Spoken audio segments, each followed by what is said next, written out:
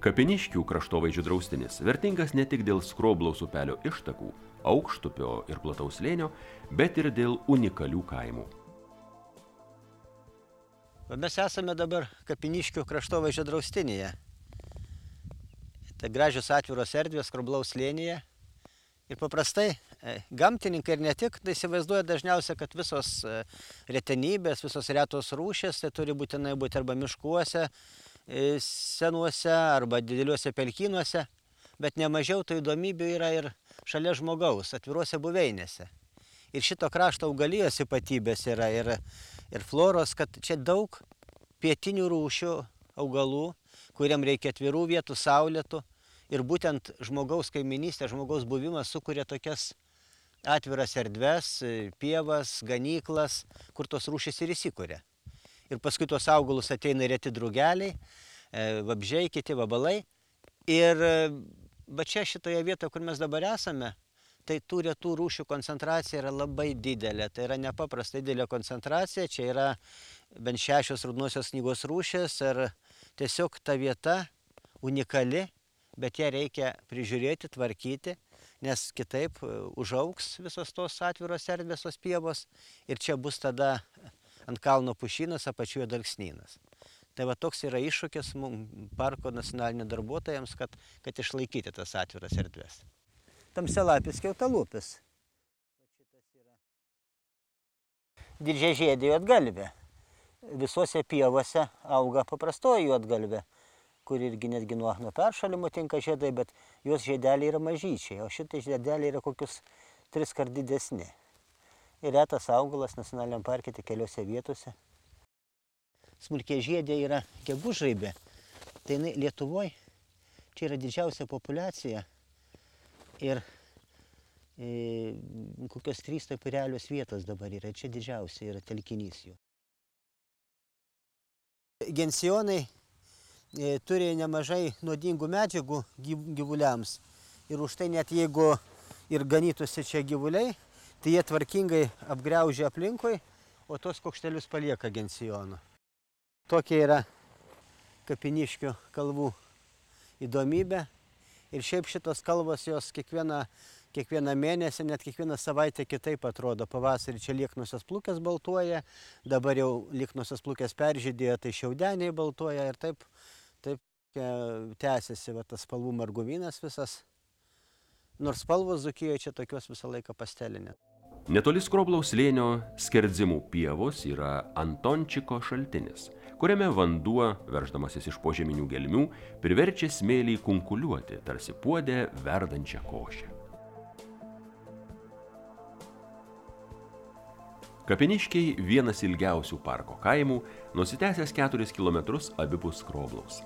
Jam būdinga vienkieminio kaimo žemėnaudo struktūra. Savitas kaimas, išlikę papročiai, traukte traukia turistus. Kaime puoselėjami senieji amatai, kulinarinio paveldo tradicijos. Žaliais pušynais apsuptas Margionių kaimas kadaise buvo karališkųjų girių prižiūrėtojų vieta. Kaimas unikalus vieninteliu Lietuvoje klojimo teatru, kurio įkūrėjas režisierius Juozas Gaidys palaidotas Margionių kaimo kapinaitėse. Kapinaitėse saugoma drevėta pušis, senovės bitininkystės liudininkė. Įspūdinga laja į viršų kelia gamtos paminklu paskelbta Lietuvio liepa, laukuose vienišas rymo Margionių kadagys. Nuo Liškiavos piliakalnio bei Alkakalnio atsiveriantis kraštovaizdis, ant kalvos stūksanti didinga barokinė bažnyčia ir vienuolynas, kuriuos 18 amžiaus pradžioje pastatė domininkonai, tai Liškiavos kraštovaizdžio draustinis. Draustinėje saugomas ir unikalus Krūčiaus upelis, prie kurio Lietuvoje gerai žinomas gamtininkas Henrikas Gudavičius kuria retųjų ir vaistinių augalų kolekciją. Dzūkijos nacionalinio parko toks retųjų augalų sklypas prie Liškiavos, prie Krūčiaus upelio. Tai auginam tokius retus augalus, jau kai kurie labai reti, kai kurie apyrečiai. Svarbiausia natūralizacijos šitie bandymai, visi eksperimentai. Reti augalai gamtoje, jie būna savo vietose, o kai juos nori truputėlį sukaupti, tai reikia tas sąlygas arba sudaryti, arba jau priderinti jiems. Tikslas, kad studentui, moksleiviui parodyti viską vietoje. Jų gamtoj nuo vieno ypač reto augalo iki kito reikia nueiti kokį 50 km. Čia mes matom viską praėję pusę kilometro. Lietuvinė naktižiedė, labai riboto paplitimo, labai. Mazūrai, Poliesė baltarusiška ir Pietų Lietuva, viskas, daugiau niekur pasaulyje. Miškinė lelija, ji nėra raudonoje knygoje, bet apyretė rūšis tokių turtingesnių, šviesesnių miškų augalas ir čia jie atkeliavo iš Radysčiaus Piliakalnio, ten visiškai buvo nežydinti populiacija jau, tiesiog mes ją išgelbėjom. Šalia yra plačialapis begalis, jis yra raudonoje knygoje, gana retas ir vaistas, ir gražus, ir čia jis yra savo vietoje, kadangi tokiose vietose jis ir būna prie upelių, drėgnoj vietoj. Paupinis jonpapartis atgabentas iš Nemuno pakrantės, netoli Merkinės yra jo buveinė. Labai patiko jam čia, dauginasi šakniastiebiais, šakniastebis silpnas, bet po truputį, kai vieta gera, tai jis po truputį plinta, dabar yra nemažiau turbūt kaip 40. O čia plačialapis šaukštis, gal prieš 300 metų atvežtas į Lietuvą, į dvarus, į vienuolynus. Irgi saikingo tokio paplitimo, bet jis yra ne mūsų. Tik tai tiek gražus pavasarį, kai žydi, labai bitės medų ima iš jo. Dabar tie lapai įspūdingai atrodo, jau nesumaišysi su nieko kitu. Čia yra tokios vietos, kur atėjai, pažiūrėjai ir išėjai, kad kitam tas pats liktų. Subartonių miško botaninėme draustinyje saugomos parke retai sutinkamos, bet dzūkų aukštumoms būdingos eglynų su ąžuolo priemaiša bendrijos, turtingos žolinė augalija.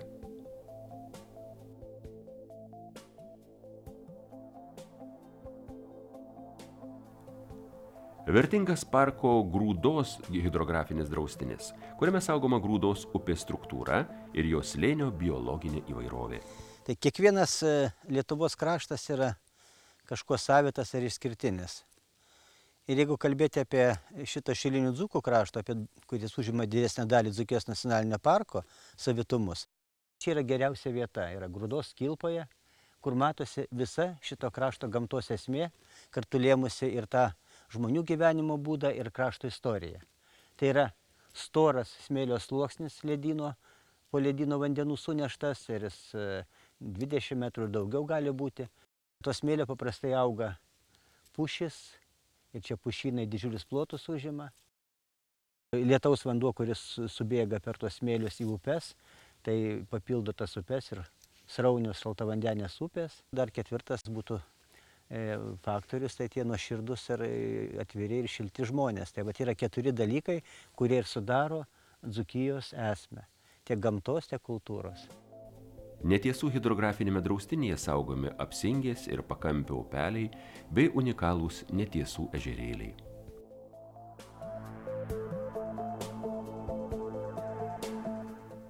Siekiant išsaugoti Dzūkijai būdingus arba unikalius kraštovaizdžius, įkurti 9 geomorfologiniai draustiniai, iš jų 4 Dzūkijos žemyninėms kopoms išsaugoti.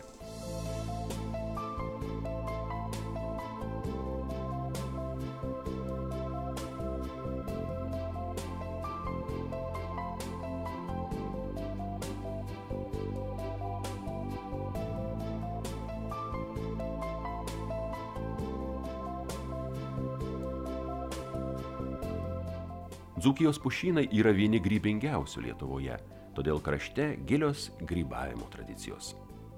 Miškuose gausu tikrinių baravykų, voveraičių, šilbaravykių, makavykų, tačiau labiausiai dzūkai vertina grybus, taip jie vadina baravykus, ir lepeškas, voveraites, o visi nepažįstami grybai jiems tik budės šongrybiai. Nuo seno grybavimas vienas pagrindinių dzūkų verslų ir pragyvenimo šaltinių. Kiekvienas grybautojas turi savo grybo augimo vietas, dar tėvų ar senelių perduotas ir paslaptyje laikomas. Grybai ruošiami įvairiai, tačiau populiariausias būdas džiovinimas. Daugiausia džiovinami sveiki nuvalyti baravykai. Koksgi būtų dzūkų stalas be patiekalų iš grybų.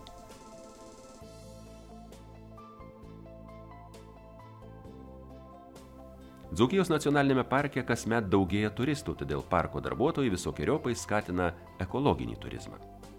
Čepkelių rezervate įrengtas 1,5 kilometro ilgio Čepkelių pažintinis takas veda raisto pakraščiu iki apžvalgos aikštelės, nuo kurios atsiveria padūmavusios raisto platybės. Rezervatas griežtai saugomas.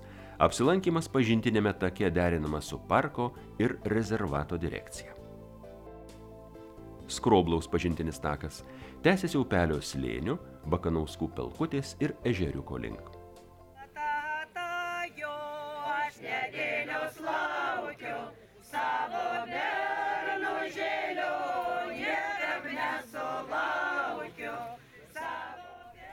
Dzūkijos nacionalinio parko Marcinkonių etnografinės sodybos eksponatai supažindina su dzūkų gyvenimo būdu, papročiais, tradicijomis ir amatais.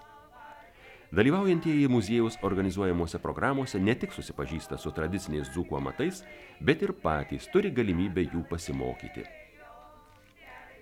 Sodybą gausiai lanko Lietuvos mokyklų moksleiviai ir studentai, šalies ir užsienio turistai, oficialūs valstybės ir užsienio šalių atstovai. Vienas seniausių ir savičiausių dzūkų verslų – drevinė, arba kaip dzūkai sako, dravinė bitininkystė. Klestėjosi 14–17 amžiuje. Aukštai medžiuose būdavo iškertamos pailgos drevės ir jose įtaisomi skersiniai lipdyti koriams. Tais laikais tokia bitininkystė reguliuota pagal paprotinę teisę. Drevės buvo paveldimos, dovanojamos. Dabar parko teritorijoje išlikę apie 50 drevėtų pušų, dauguma jų saugomos.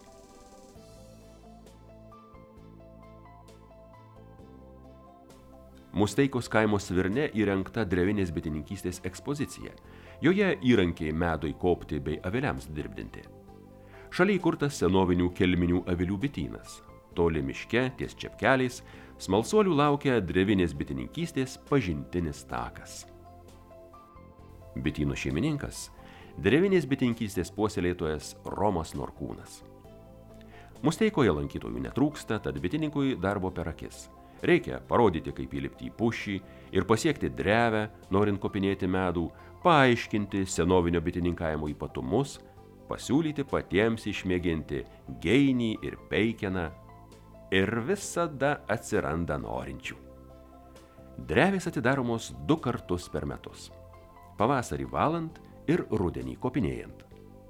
Rugsėjo pabaigoje pats darbymetis, medkopys, rudens darbų bityne pabaigtuvės. Bites senieji lietuviai laikė šventomis. Medkopio dieną, prieš bitininkų atidarant avilius, visi melsdavosi ir aukodavo aukas bičių dievaičiams, austėjai ir bubilui.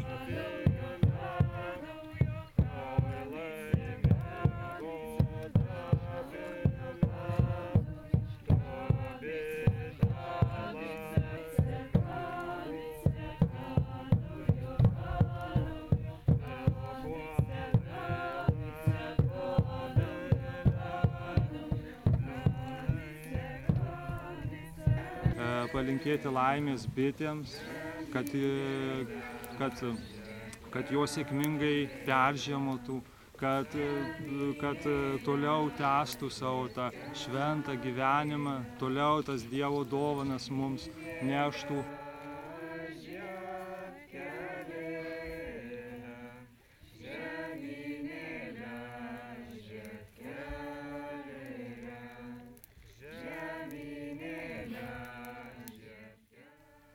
Važiuoti prie drevių geriausia arkliu. Į vežimą telpa visi medkopiui reikalingi įrankiai. Tad pakinkęs kumelę kotrą ir susodinęs smalsių vaikų būrį, Romas patraukė drevėtos pušies link. Visi su nuostaba stebi, kaip bitininkas geiniu keliasi į pušį prie drevės. Atsargiai ją atidengia ir švelniai su meile atpjauna korio gabalą. Ir mažam, ir dideliam širdis apsala paragavus ypatingo skonio drevių medaus. Musteikoje tebegyvuojantis bitininkavimo amatas neįkainojamas kultūrinis paveldas, kurį būtina išsaugoti.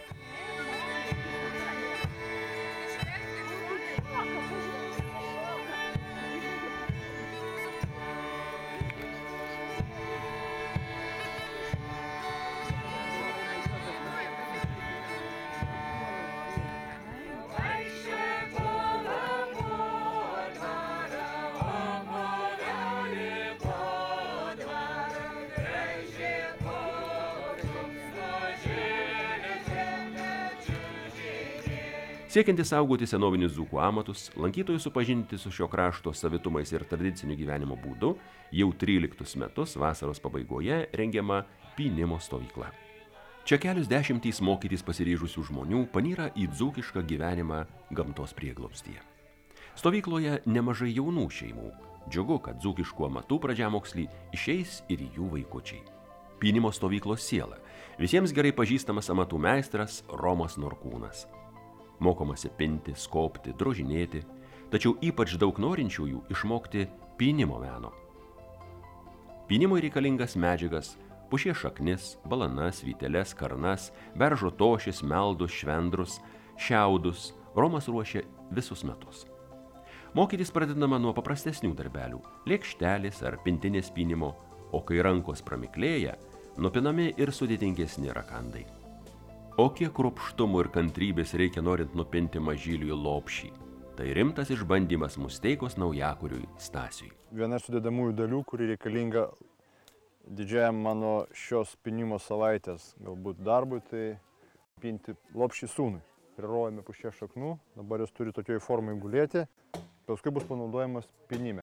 Bandau išmokti senųjų nuostabių amatų, kol gyva dar ta karta, kuri moka.